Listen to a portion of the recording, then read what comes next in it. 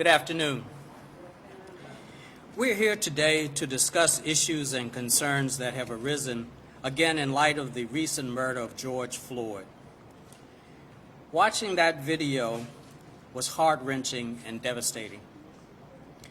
For 8 minutes and 46 seconds, calling out for his mother and repeatedly saying, "I can't breathe." Do you know how long 8 minutes and 46 seconds is? It's long enough that things could have been done differently. Things should have been done differently. George Floyd was suffocated by the knee of an officer and by the failings of a system that was supposed to protect him. This moment builds on the complex 401-year history of our nation. This moment also includes Breonna Taylor, Ahmaud Arbery, Tony McDade, and so many others whose lives were cut short and whose loved ones grieved their loss. Their killings spurred international protests, and the likes of which we have never seen. And as we deal with this national crisis, we are still trying to create new norms as we face an ongoing global pandemic. We are in two different moments, both of which are exposing the underlying systemic racism that exists and creates disparities in every facet of our lives. Recently, I attended rallies and events and I've talked with residents, and they are tired from racism and the pandemic. They are concerned and scared. They are processing the magnitude of the issues that would allow an officer to feel so comfortable doing what he did in broad daylight while being filmed. Was it because of how many times this has happened before without justice served? I don't know. But I do know people are fed up and they want to know what can and what will be done about it. The protests have amplified the calls for justice across the world. And while we have worked hard to make sure this is a place where great things are happening, these calls require us to look internally here in Newport News and identify where we can improve. Now, I have been reflecting on my history here in our city to help process all that is happening. Many of you know that I was born and raised less than 2 miles from here, right where we're standing. As a child, I watched my dad come home from working hard in the shipyard every day. Stuck under supervisors he outperformed because promotions weren't offered to him. The others called him boy, even though he was a grown man. It was so sad that he had to endure such treatment in order to provide for his family. As I grew up, I endured my own experiences with race-based hate as well. When I was 8, I was walking down the sidewalk when someone hit me with a bottle. And I just had abdominal surgery, and the bottle was full and hit me in the stomach. To this day, I remember the physical and emotional pain of being hit. I flinched for the next few months every time I passed by someone who was white, fearing that they may have a bottle also. Fear caused my parents to have talks with me and my siblings on how to act when we went to stores. To protect us, they said if a white customer came up behind us, we should let them go ahead of us and say, "No, sir," and "Yes, sir," so we wouldn't be in any trouble. In 1972, I worked as a long-term substitute teacher in Newport News. It was the first year of forced integration, and it was fascinating to watch the change in student behavior. At first, the students segregated in the classroom based on what their parents had taught them about their differences. Later, they interacted with each other on a personal level, learning their similarities for themselves. This illustrated to me that we weren't born with hate, not with hate in our hearts. It was taught. When I was 28, my wife, Valerie, and I decided to move back to Newport News, and I graduated from dental school. I moved into a neighborhood in the central part of the city, and we were the first black family to move there. When she was pregnant with my daughter and my son was a toddler, someone threw a rock through the picture window, and we replaced it. Then a chunk of concrete came crashing through, and we replaced the window again. Then there was a gunshot. We replaced the window a third time and moved to another neighborhood. I was terrified and furious that this could happen to us when all we were trying to do was live a normal life and provide a safe environment for our children. Now fast forward 43 years, and now I'm terrified for how this world will treat my 5-year-old grandson, like so many other grandparents around the country. And now, instead of the conversations like my parents had with me, many black parents today have the talk with their kids on how to interact with law enforcement so they can come back home safely. Now, I'm not telling you this story to make this moment about me. I'm telling you my story because it is like the stories of thousands of black residents who call Newport News home. We can remember how these events made us feel and the unfairness of having to endure them. These experiences are not in the distant past and cannot be forgotten. These stories must be heard and reckoned with. And I'm sure some will respond, well, these were just terrible people who did these things. They were just bad apples. But experiences like these are too widespread for us to focus solely on individual behavior. We have to dig deeper into the root of the issue and fix the systems that teach and feed this type of hate. Now, I ran for mayor because I love my city and I knew I wanted to help make this a better place. And part of that is working to keep our youth protected so they can grow up and help us change all the mess our previous generations created. Most major change in this country has happened at the hands and hard work of youth movements, like the Student Nonviolent Coordinating Committee during the Civil Rights era. If we do our job to protect and nurture them, the youth will lead us. I'm not alone in my goals. As the current president of the African American Mayors Association, I am constantly speaking with mayors from across the nation. We all want our cities to be the best they can be, and for our young people to be safe and healthy as they grow into great leaders. We are seeing what has worked well in other cities and discussing changes that help fix broken systems. This worldwide discussion is taking place because of the killing of George Floyd and the international outrage it created. In honor of Mr. Floyd's life and in my role as president of the AAMA, I ask all mayors to fly their city flags at half-mast today. We are encouraged by the wide-scale demonstrations taking place throughout the country to demand an end of police violence. But we must continue this momentum by looking at long-lasting policy changes. The message from America and the world is clear. Inaction is unacceptable. There are national proposals being discussed and actions taking place in other cities, but not everything translates to Newport News. We are actually leaders in the public safety field, garnering national recognitions and awards for our work. Newport News has already implemented some of the national demands, but there are changes that still need to be made. And while I do not support disbanding the police, I do support working together with our city council in partnership with our city manager, Chief Drew, Sheriff Morgan, Commonwealth's Attorney Gwynn, state and federal legislators, other public officials, and most importantly, residents of our great city. We must find solutions to achieve public safety in the truest sense of the words, and equally for all.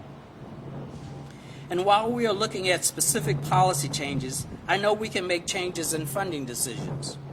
We have to work to ensure that every single tax dollar we spend is used to best protect and invest in our community. When we think about public safety, we can use the peer model: prevention, intervention, enforcement, and reentry. And we need to make sure that resources are being invested in each category in an equitable manner, not just in enforcement.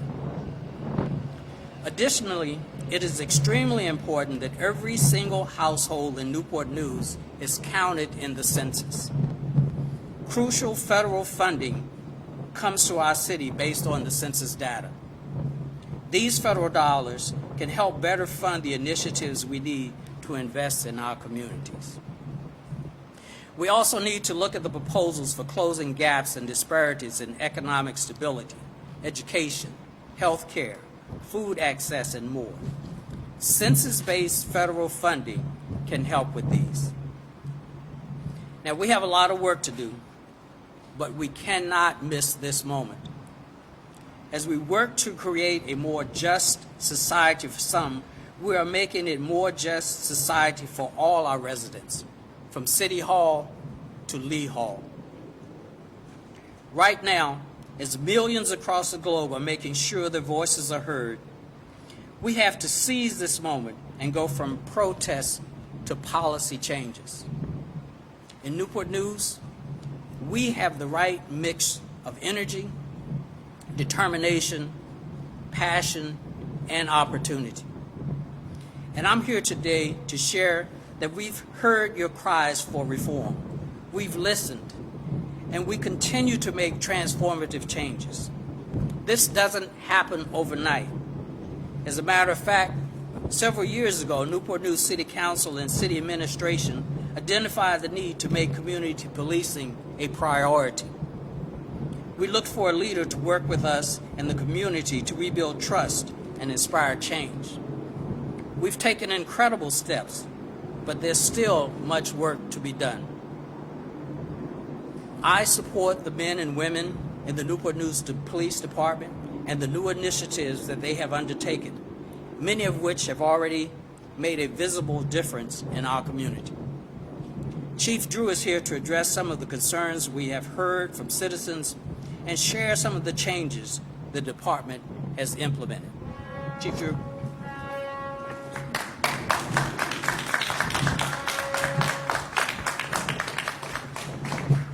So good afternoon.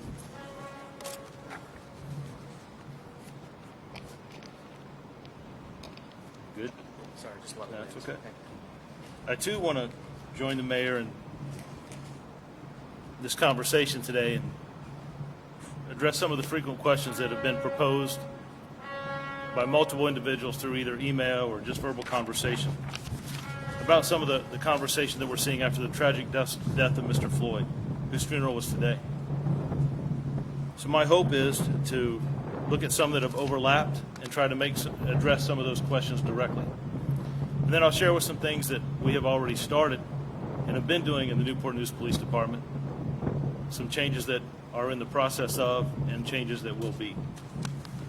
So at first, before I address that, President Obama, his administration, a friend of mine, Chief Ramsey at the time, oversaw the 21st century policing. There was a recommendation of how to move policing into the 21st century and things that we should focus on.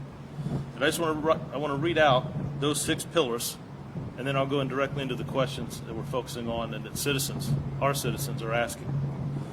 The first, to build a better police department in the 21st century, is building trust and legitimacy. The second is policy and oversight. The third is technology and social media. The fourth is community policing and crime reduction. The fifth is training and education. And the sixth is officer wellness, taking care of our officers. So some of the questions that we've seen citizens ask and concern about, I want to try to address very directly. De-escalation is something that we have practiced and trained in our academy. Not only do we have classes for de-escalation, but we also insert it in our use of force training, in our scenario training. We take things that we learn in the classroom, and when we apply them, we use them in multiple facets of our training and training scenarios. For example, someone will respond to a scene. In a training scenario, they might have to use force, de-escalation.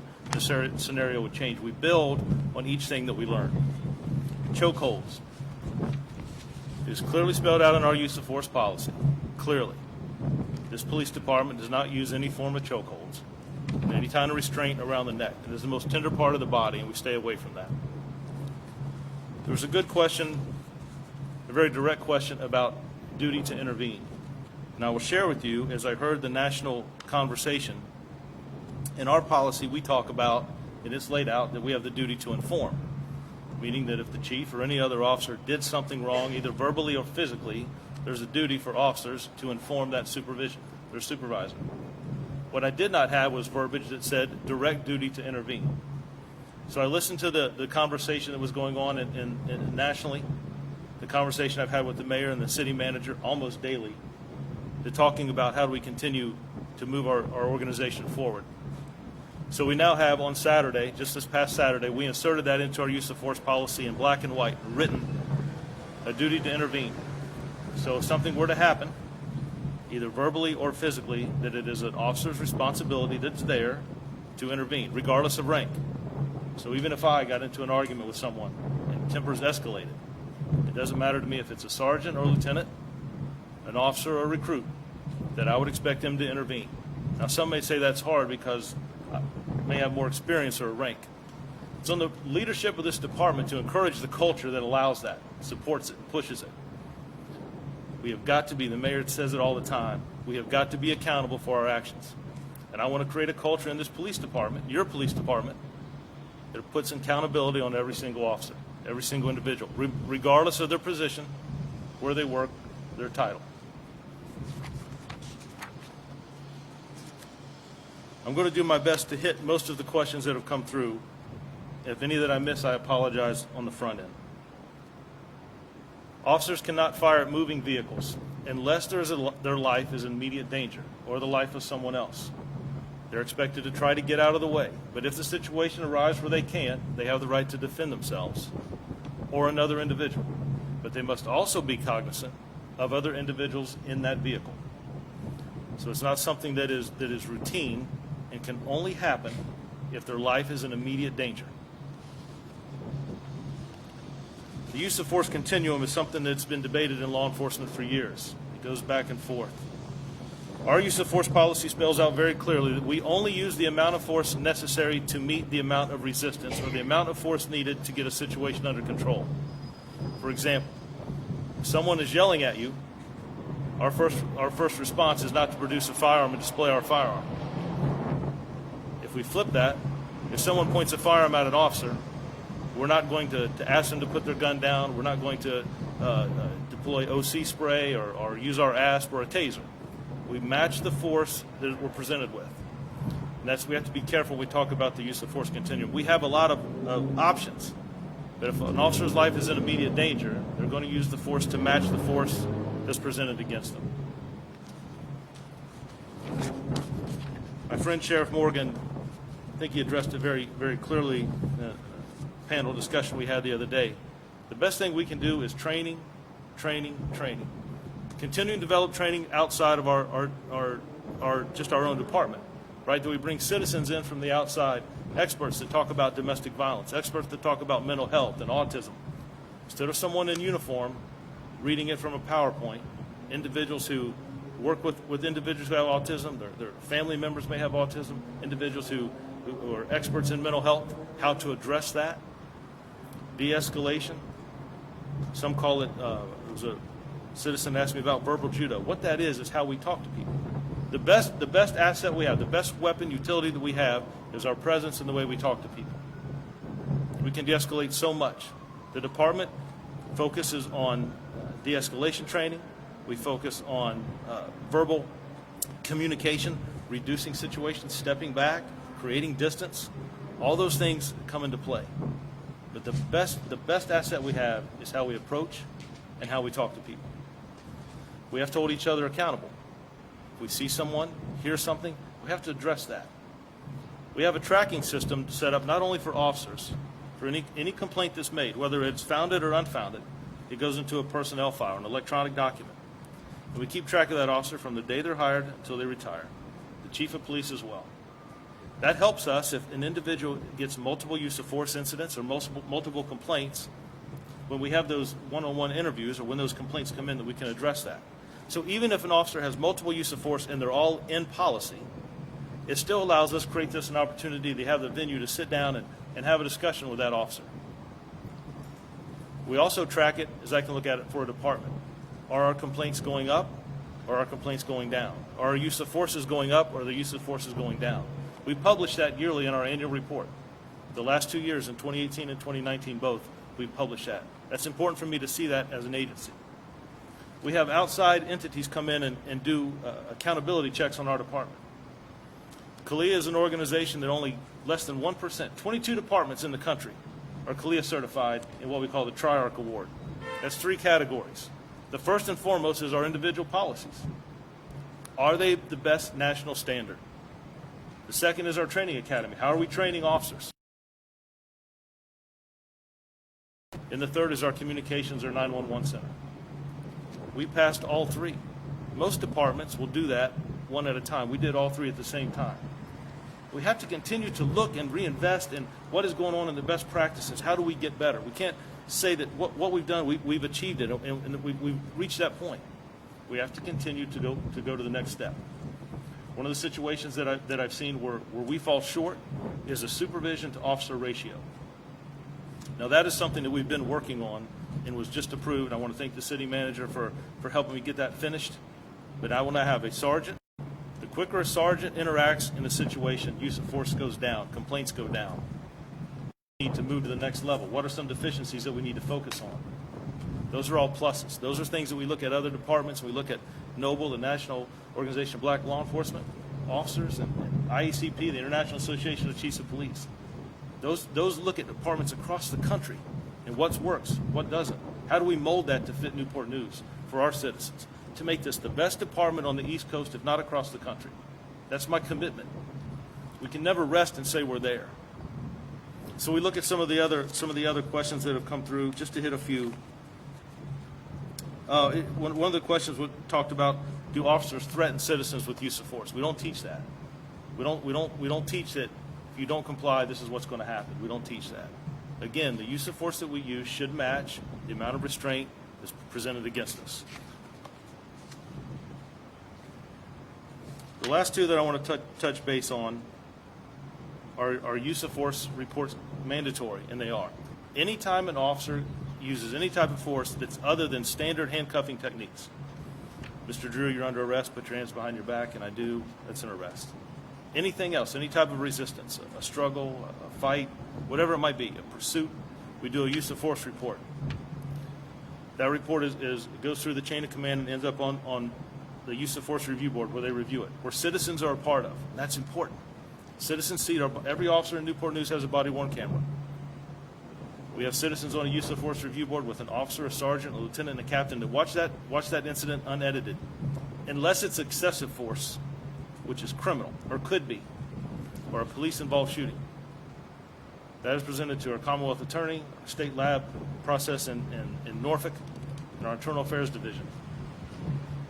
And any time a police officer involves deadly force, the first stage is to investigate it as a criminal matter, just like anyone else. If anyone in this uniform or myself commit a crime, we should be treated just like anyone else. There's no separation there. That comes back to accountability. But we do calculate, anytime you use force, it is written photographs. Then there was a question about medical attention. Once we make an arrest, anytime anyone is in our custody, we become responsible for that individual. Whether they need medical attention, whether they ask for it or not. So if someone is injured during an arrest that takes place and they don't want medical attention, we're still required to get it and maintain that paperwork. If there is no sign of injury and they complain of their shoulder, or maybe they had a pre-existing injury, their knee, we're required to get the medical attention. Not only physical, but also mental. All of those things are captured. We keep that in a database so we can look at where we're at, and we publish all that information yearly. So the mayor, we talked a little bit about things we've already done. Because I don't want to start trying to make this department better or focusing on issues just because of what we saw in Minneapolis. The death of Mr. Floyd was tragic. It's horrific. It sent ripples across this country. It affects every department. It happened a city and states away, but we don't want it to happen here.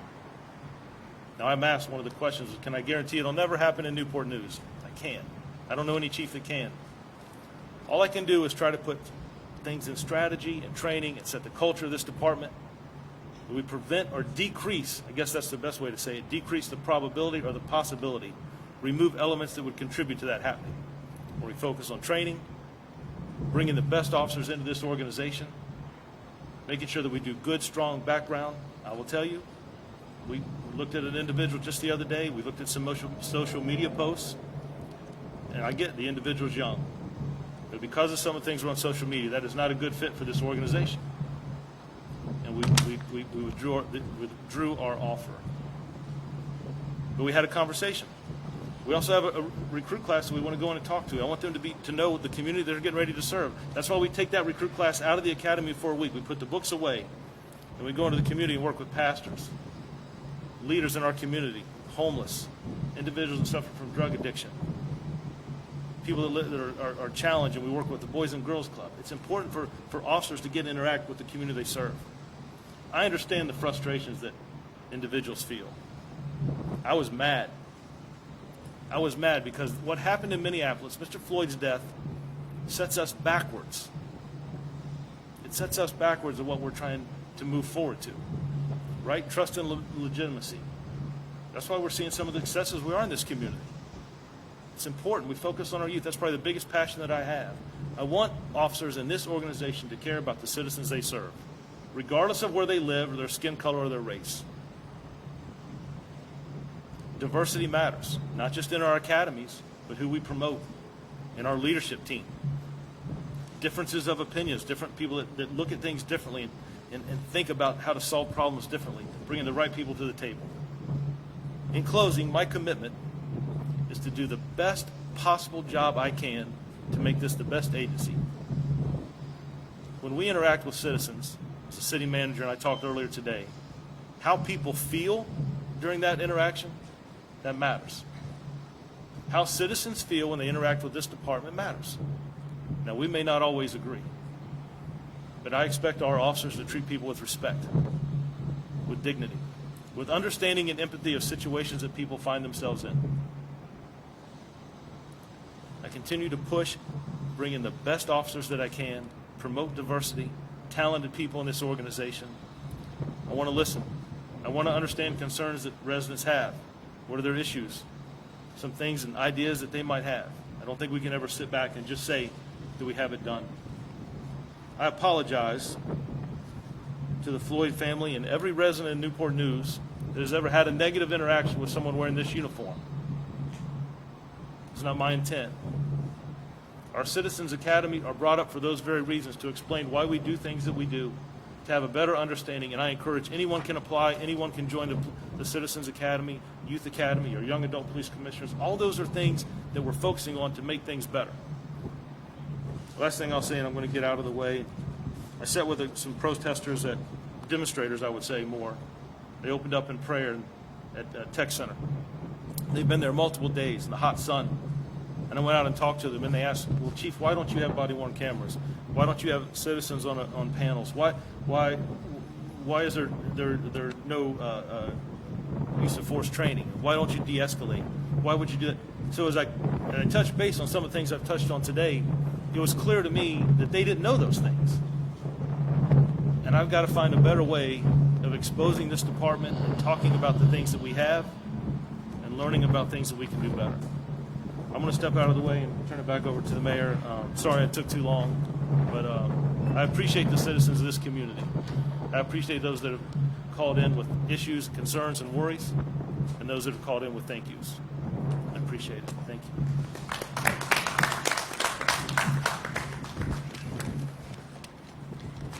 So, thank you, Chief Drew.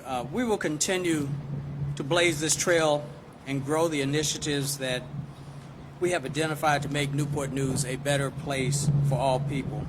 So at this point, Chief Drew and I are available for questions if the press has any.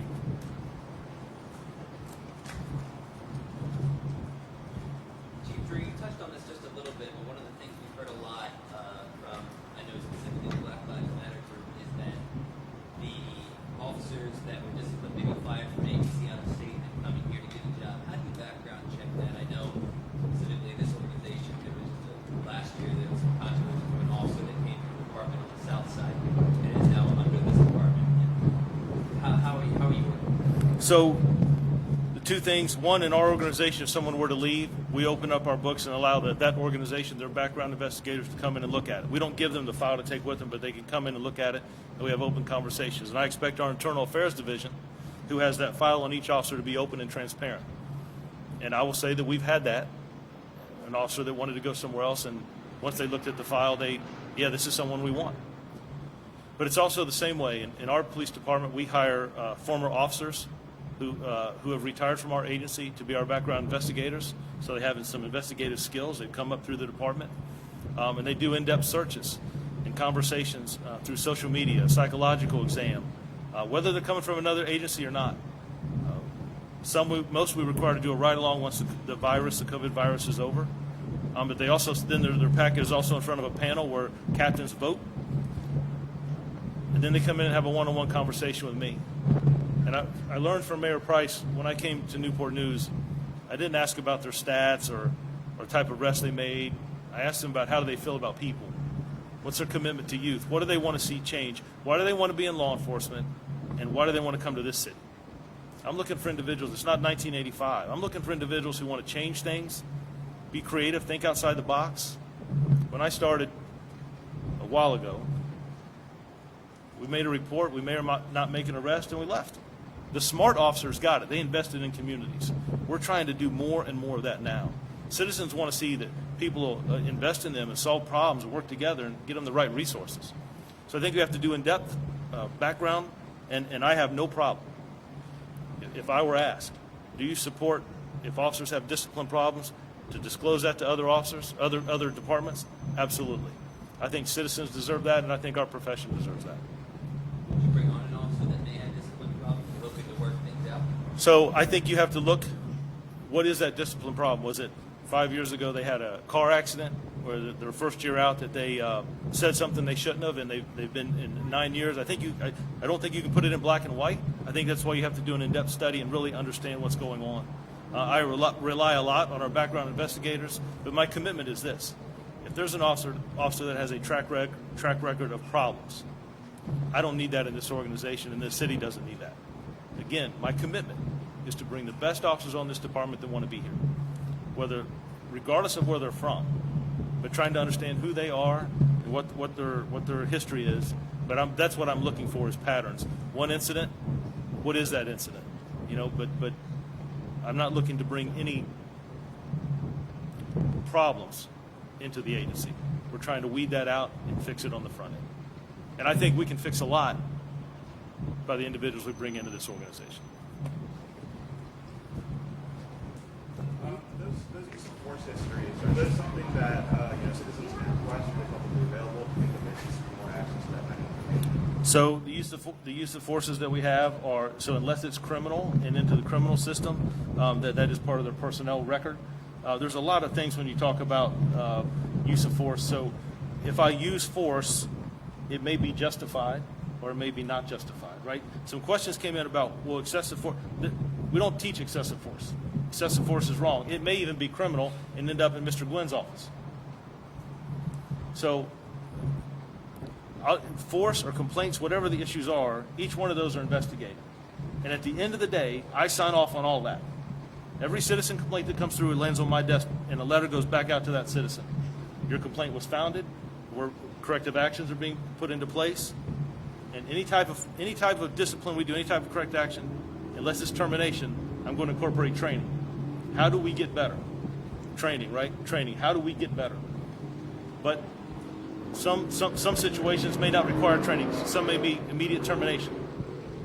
I had a conversation with today that how we talk to people matters. And although force wasn't used, this is the second time that I've had to have this conversation. I'm not going to have it a third time. This department will take on, officers will take on the auspice of their leader, the chief, the sergeants that they work for. At the end of the day, I'm accountable.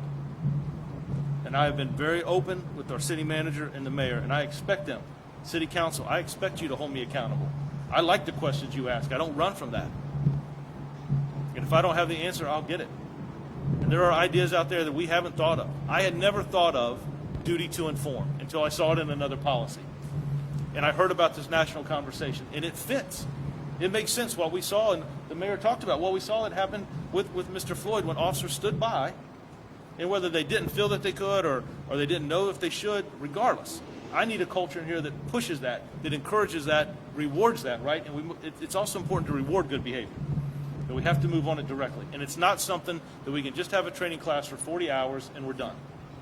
It has to be something that's repetitive, right? Muscle memory. That's how you change a culture. It's not just going to a class in January and you've got it. It's the training gives you the foundation, but the culture has to enforce it. It has to reinforce it. How do we do that? Our quarterly interviews or quarterly check-ins that we have for our behavior checks, right? To make sure we're good supervision and officers. When I have a promotional process, it's important to me to have those type of questions. In the past, it may be just a question about policy. That's why I have citizens that take part in those promotional processes to ask questions different than I will ask. How do you feel about youth? How would you feel about if my son, how would you handle this situation? But questions about duty to intervene. If you saw this, what would you do? How would you respond to it? And sometimes those are uncomfortable. But I got to create an atmosphere that encourages that. And also an atmosphere that when we don't do it, that we address it quickly.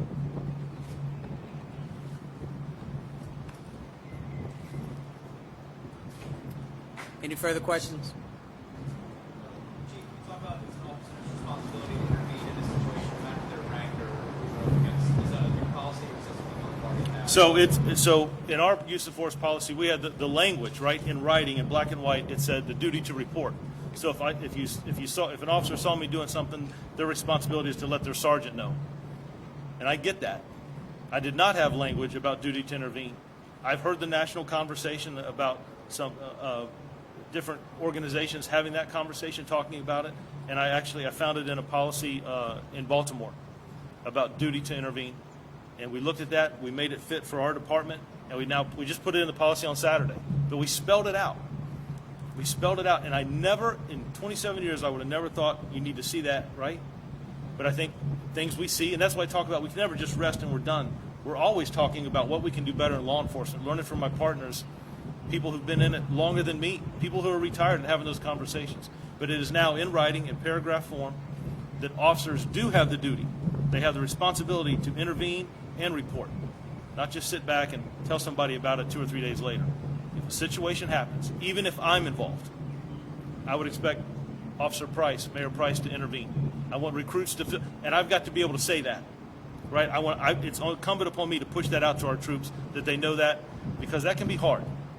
But we've got to, everybody, right? Everybody in this organization, everybody who wears this uniform is accountable. We're all accountable to our citizens. And I just think that's a better way. That's something that we just added on Saturday and put in our policy. Anyone else? Mayor, I'll just ask real quick. You brought up that change doesn't happen overnight as the leader of this organization now. That's an important message to get out. I've heard from some other long-time civil rights advocates that there seems to be a disconnect between, although things are right, compromise is still always part of the solution and things take time. You were discussing how you are not supportive of defunding the police. What is your message about how to move forward in a policy standpoint? The message is what we've been doing, we want to continue. As the chief has stated, we are continuously reviewing our policies. We're continuously looking at other places that are doing things maybe differently and how they may affect and be agreeable with our city. So we will continue to reevaluate and look at policies and procedures. Culture change is the thing that takes time. Policies we can do effect, but you can't have culture change until people know that this is to expected of them.